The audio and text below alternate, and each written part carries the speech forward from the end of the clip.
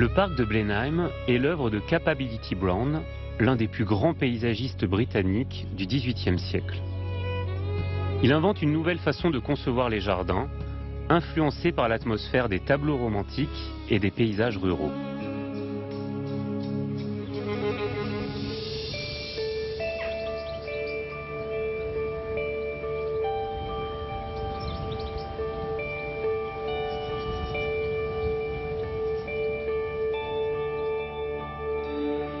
Blenheim s'étend sur plus de 2000 hectares. Si le parc existait déjà avant l'intervention de Capability Brown, c'est lui qui entreprend les grands travaux qui vont lui donner l'essentiel de sa forme actuelle. Il rompt avec le modèle en vogue à l'époque, le style régulier français. En créant une campagne idéalisée avec des collines verdoyantes, des prairies, des prés, des lacs et des rivières, Capability Brown compose à Blenheim un authentique paysage anglais.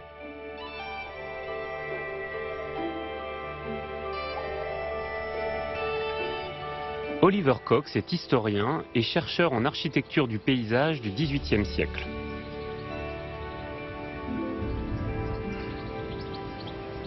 Oliver, quels sont les aménagements les plus emblématiques de Capability Brown à Blenheim Palace? Le palais de Blenheim est l'endroit parfait pour voir ce que Capability Brown fait de mieux.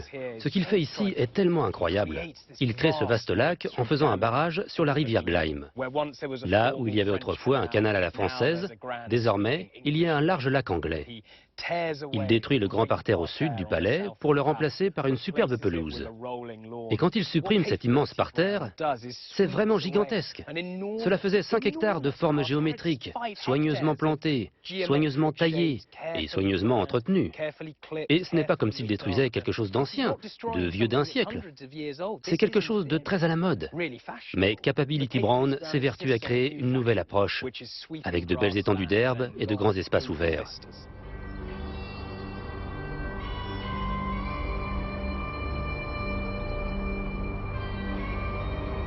Alors les principaux outils de conception du paysage de Capability Brown, ça va être les mouvements de terrain, les prairies, l'eau bien entendu, et puis les arbres. De quelle manière les arbres vont devenir un outil de scénographie du paysage? La façon dont il utilise les arbres est particulièrement intéressante. Il les utilise pour cacher certains éléments, en révéler d'autres, dégager une vue, en fermer une autre. Il les utilise ici à gauche pour bloquer la jonction du pont avec le paysage. C'est un endroit formidable pour regarder le palais de Blenheim. La vue que nous avons ici est une image parfaite. Les arbres forment comme un cadre, cachant certaines parties du palais. Ils nous obligent à regarder exactement là où le spectateur doit regarder. Imaginez-vous être dans un carrosse pendant 2 heures, ou même 2 jours, et vous attendez avec impatience d'avoir un aperçu du palais de Blenheim. Brown réussit à retarder cet aperçu encore de quelques instants. Il crée une tension, il est comme un sculpteur, un décorateur, un réalisateur. Il est tout ça à la fois. Et puis les couleurs et les feuillages étaient des éléments importants de sa constitution du paysage. C'était un peintre. Il utilisait des couleurs. Par exemple, les hêtres pourpres sont comme des feux d'artifice. Leur couleur rouge sombre contraste avec le vert foncé. Il valorise le paysage. Ça attire le regard du spectateur. C'est un génie qui manipule le regard humain, ses émotions, son ressenti par rapport au paysage. L'autre point important sur la façon dont Capability Brown utilise les arbres dans son décor, c'est qu'ils sont tout à fait naturels. Nous ne les alignons pas comme les Français, en ordre. Rien de tout ça pour nous autres Anglais. Nous préférons la liberté, laisser pousser nos arbres naturellement.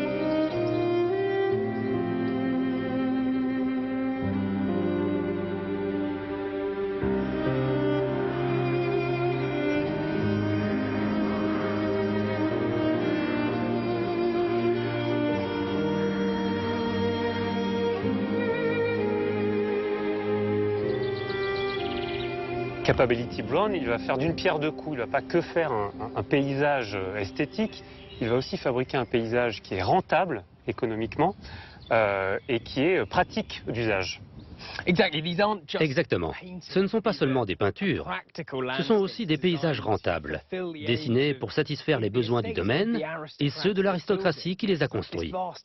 Cette vaste zone d'herbe où nous nous trouvons actuellement est tondue par les moutons. Les moutons coûtent beaucoup moins cher qu'une armée de jardiniers. Avec le massif d'arbres que nous voyons ici, ou aussi le bosquet, ce qui est très intéressant, c'est qu'ils ne sont pas seulement là pour bloquer la vue. Ils servent de nurserie pour les petits oiseaux. L'un des principaux changements qui a eu lieu au XVIIIe siècle, c'est que les fusils de chasse sont devenus beaucoup plus efficaces. Et l'idée d'aller chasser le week-end devient très populaire. Pareil pour le lac. Il y a beaucoup de poissons dedans. Il y a beaucoup de perches ici à Blenheim. Et la perche qui a grandi dans le lac va servir de repas au seigneur. En observant cette aire, on s'aperçoit qu'il y a un niveau important d'autosuffisance. Alors, il fallait quand même que le propriétaire ait un culot exceptionnel pour laisser un paysagiste comme Capability Brown fabriquer un paysage rural, finalement, c'est rien d'autre qu'un paysage rural, autour d'un grand palais. La mode y est pour beaucoup dans tout ça. C'était très tendance d'avoir ces paysages irréguliers. Et pourtant, Oliver ne va pas complètement abandonner le style formel, le style régulier, le style géométrique qui était passé de mode à cette époque. Il travaille avec l'histoire pour créer une nouvelle histoire en adéquation avec les générations futures de la famille. Cette immense avenue qui s'étend ici, après la colonne de la Victoire, en passant par le pont et jusqu'au cœur du palais. Brown ne s'en est pas débarrassé car elle faisait partie de l'héritage familial. Et il sait ce qui est important pour eux.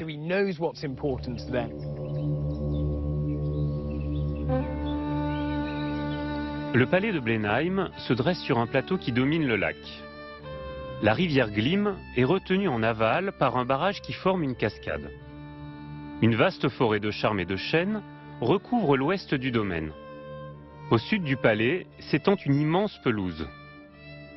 La cour principale s'ouvre sur une perspective magistrale qui emprunte un pont et s'étire au milieu des pâturages pour s'achever au nord par une longue avenue bordée de tilleuls.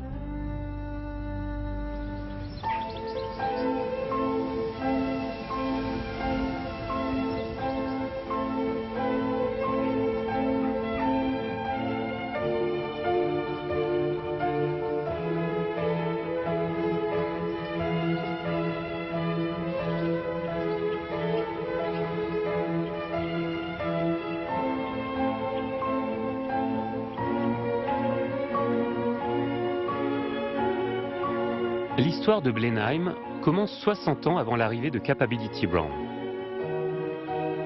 Le domaine est conçu au début du XVIIIe siècle par l'architecte John Vanbrugh et le jardinier Henry Wise.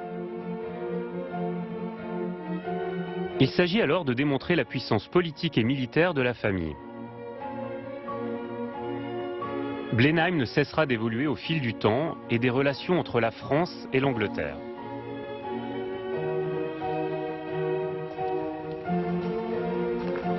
Boone Norton est historienne.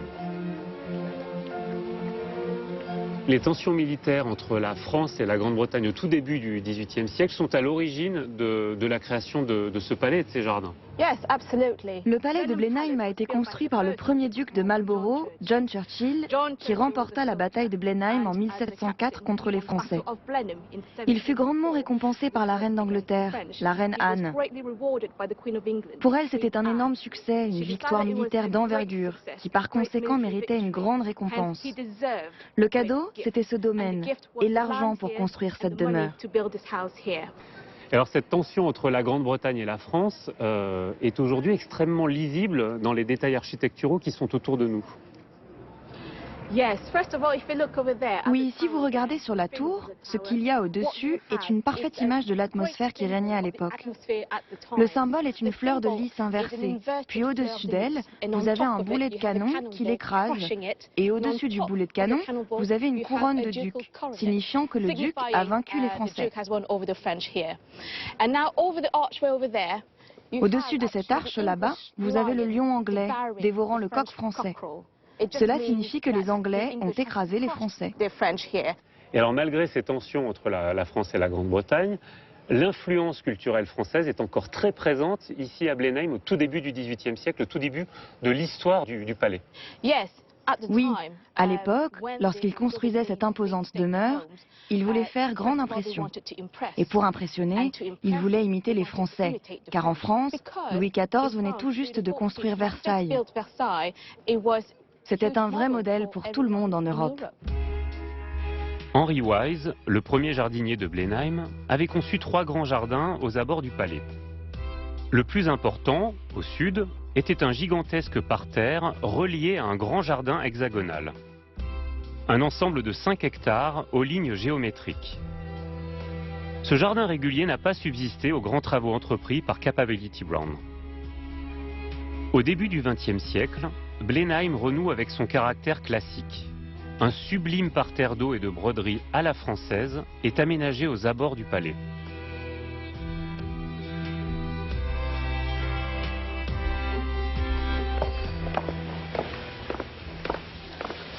Alors de nombreux jardins ont été supprimés au moment du passage de Capability Brown au profit de jardins beaucoup plus irréguliers. Et alors, ironie du sort, au début du XXe siècle, on fait appel à un jardinier, un paysagiste français, pour intervenir autour du palais. En effet, c'est le 9e duc qui décida de rendre au palais de Blenheim sa splendeur passée. Il engagea pour cela M. Achille Duchesne, qui était à l'époque un grand architecte paysagiste français.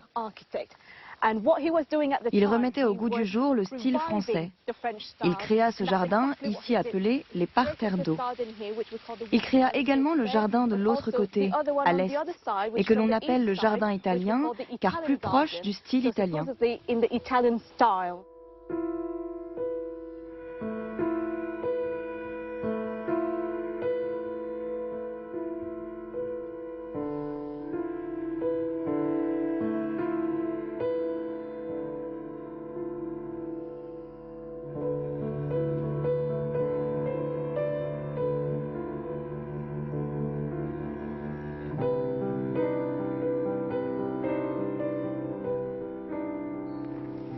Alors ce qui est extraordinaire ici, c'est que le travail de Duchesne va mettre en scène celui de Capability Brown avec ses terrasses qui donnent vraiment le sentiment de plonger dans son grand lac.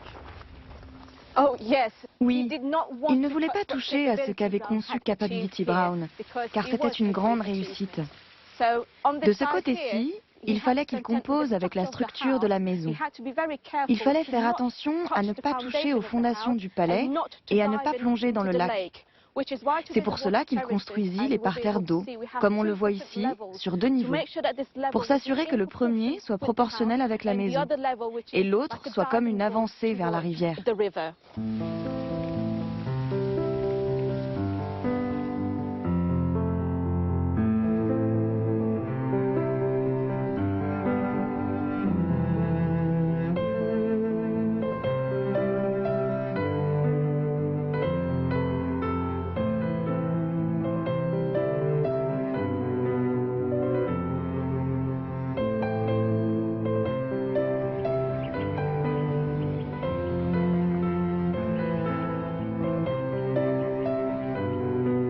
La pièce centrale du parc est le lac.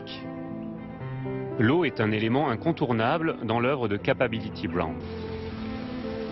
Grâce à ce lac, il va également drainer les terres alentours et les rendre plus fertiles, fidèle à sa volonté de lier le beau et l'utile.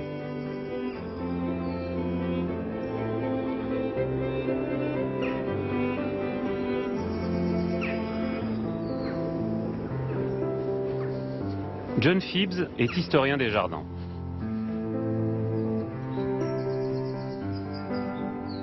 John, qui était Capability Brown et surtout, pourquoi a-t-il bouleversé l'histoire des jardins en Europe et particulièrement en Grande-Bretagne? Je pense que son passé explique bien pourquoi il était si révolutionnaire pour l'époque. Fils de métayer, il est né à Northumberland, complètement au nord de l'Angleterre, près de l'Écosse, dans un comté rempli de vastes espaces ouverts et de grandes vallées. Comme c'était un fils de fermier, c'était une sorte d'aborigène, un autochtone anglais. Il essayait de rester humble, car il prétendait qu'il ne faisait que refléter la nature de la campagne anglaise. Cette manière de se cacher derrière la nature était normale à l'époque, car on disait que celle-ci aurait le dernier mot. Et les plus belles réalisations de Capability Brown, comme Blenheim, paraissaient naturelles, comme s'il n'avait rien fait. Alors comment va-t-il faire de Blenheim un des jardins les plus emblématiques de l'art paysager anglais à cette époque? Il faut se souvenir que lorsqu'il arriva ici, Blenheim était dans un sale état. C'était un chantier terrible. Et ce n'était pas juste un désordre, c'était un désordre français. Cela n'avait jamais vraiment été achevé. Vous aviez cet énorme palais, cet énorme pont qui passait au-dessus d'un petit canal, et ce canal était invisible depuis la maison. Brown prit un énorme risque. Il fallait qu'il crée un paysage incroyable, emblématique, en utilisant des matériaux et des méthodes architecturales à l'opposé des Français. Dès qu'il l'acheva, ce fut un triomphe, parce qu'il réussit à faire quelque chose de ce bazar. Ce qui le rend vraiment unique, c'est le lac, sa démesure, la taille du lac qui inonde la vallée. D'ici, puis sous le pont, et sur plus d'1 kilomètre de l'autre côté, et jusqu'à la cascade. Alors comment s'y prend-il pour transformer ces anciens canaux en un lac qui aujourd'hui a l'air complètement naturel? En creusant dans l'eau pour dégager le fond, il comble les bords pour avoir cette courbe lisse et sans fin. Quel que soit l'endroit où vous vous trouvez au bord du lac, vous pouvez penser que c'est une rivière. Les rivières signifient l'éternité, le flot, la liberté car elles coulent vers la mer. Cette idée de rivière était extrêmement importante pour Brown.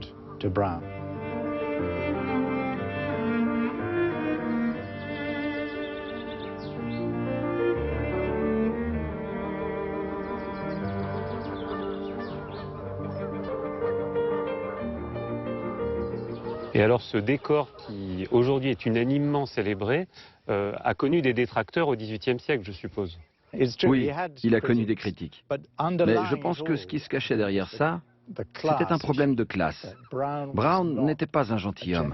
Il n'a jamais prétendu en être un. Et lorsque vous regardez ses portraits, vous pouvez voir qu'il est habillé en fermier allant au marché. Capability, c'était pas son vrai nom. Son vrai nom, c'était Lancelot Brown. Pourquoi on l'appelait Capability? Capability était un surnom, une plaisanterie, car au moment de se faire embaucher pour travailler sur un paysage, il disait que ce paysage avait beaucoup de potentiel et qu'en signant le contrat, il serait capable d'en faire quelque chose de remarquable. Très rapidement, vers 1750, il devint connu sous le nom de Capability Brown.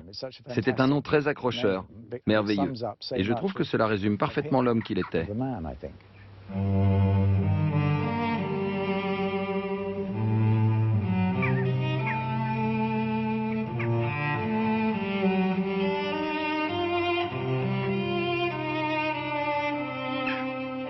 Dans le décor imaginé par Capability Brown, quand on s'éloigne progressivement du palais, la nature devient de plus en plus sauvage. Les bosquets d'arbres se transforment en forêt, les petits pâturages en vastes prairies. Le paysage s'inscrit dans la nature préexistante de Blenheim.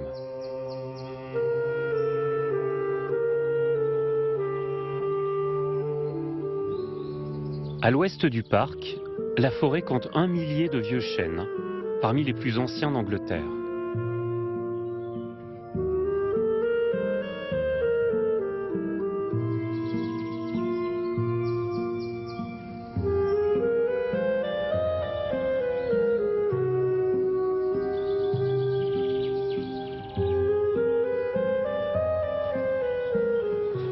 Roy Cox est responsable des arbres et des grands espaces de Blenheim.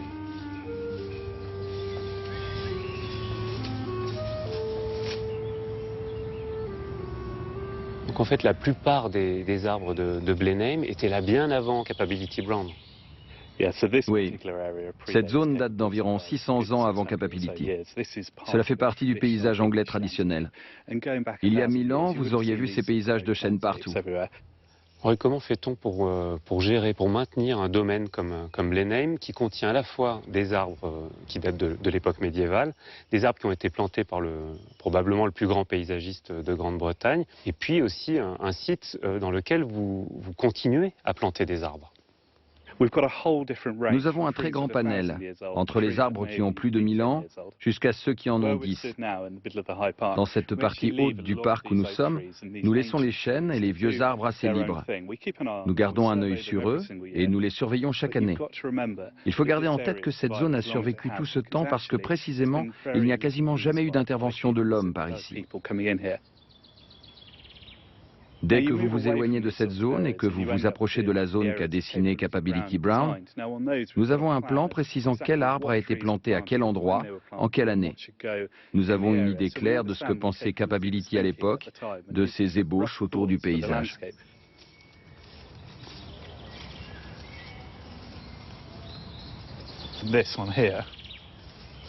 Cet arbre ici a environ 1000 ans.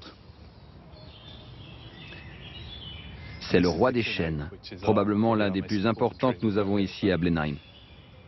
Il a l'air en pleine forme. On peut même imaginer qu'il vive au moins encore 200 ou 300 ans. Il n'y a rien qui détermine qu'un arbre peut vivre un certain nombre d'années. Celui-ci pourrait encore vivre des centaines d'années. Autour de nous, ils ont tous l'air d'avoir plus de 1000 ans. Mais si cet arbre reste en bonne santé et s'il continue à être bien entouré, il n'y a aucune raison pour qu'il ne vive pas encore des centaines d'années. Oui, vous conservez de nombreux arbres morts dans la forêt ici. Pour quelle raison? Les arbres morts sont presque aussi importants que les arbres vivants. Lorsqu'un arbre meurt, il produit différentes sortes d'habitats. Et nous avons beaucoup de petites bestioles très rares. Donc lorsqu'un arbre meurt et commence à pourrir, il produit un habitat pour tous ces scarabées, toutes ces araignées et toutes les petites bêtes qui vivent autour.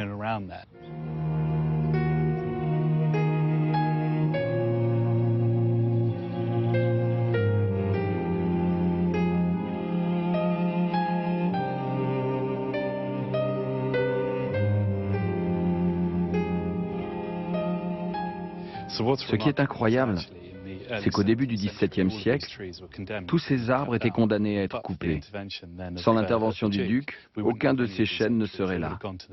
Ils auraient servi pour la marine, à construire des navires. Mais au début du XVIIe siècle est arrivé Capability Brown, et il a vu à quel point cette partie haute du parc était importante dans son projet pour Blenheim. Il a laissé tous ces chênes ici et les a utilisés comme parc à serre. C'est grâce à lui que nous le connaissons tel qu'il est et que nous pouvons l'apprécier ainsi.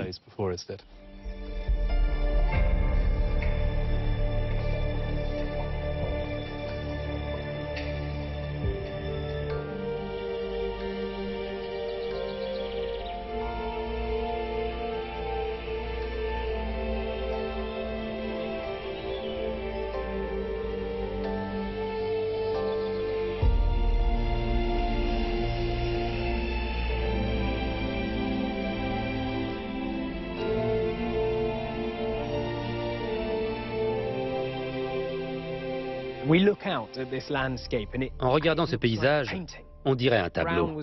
Brown a été influencé par des peintres du XVIIe siècle, comme le français Claude Lorrain. Puis au XIXe siècle, viennent des peintres comme Turner.